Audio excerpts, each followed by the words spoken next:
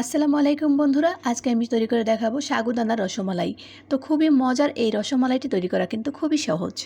প্রথমে সাগুদানা নিয়ে নিয়েছি, তারপর সাগুদানাগুলোকে খুব ভালোভাবে ধুয়ে নেব, অল্প একটু পানি দিয়ে নেব, তারপরে 2 চামচ চিনি দিয়ে দেব আর অল্প একটু লবণ দিয়ে আমি ভিজিয়ে নেব। 1 ঘন্টা ভিজিয়ে রাখার পরে আমি ব্লেন্ডার করে নিয়েছি, ব্লেন্ডার জারে দিয়ে দিয়েছি। তোমরা চাইলে হাত দিয়ে ডলেও নিতে পারো। এখন আমি হাতে তেল লাগিয়ে তারপরে এই সাগুদানা রসমালাইগুলোকে বানিয়ে নেব। একই প্রসেসে আমি সব সাবুদানা রসমালাইগুলোকে বানিয়ে নেব। তারপরে চলে যাব রান্নার প্রসেসে। তো আমি এখানে 1 লিটার পরিমাণে দুধ দিয়ে দেব। তো এটাকে জাল করে নিয়েছিলাম আগে থেকে। তারপরে এলাচ আর দারচিনি দিয়ে দিলাম, 1 চিমটি লবণ দিয়ে দিলাম আর পরিমাণ মতন চিনি দিয়ে দিলাম। তারপরে মিষ্টিগুলোকে দিয়ে দিলাম।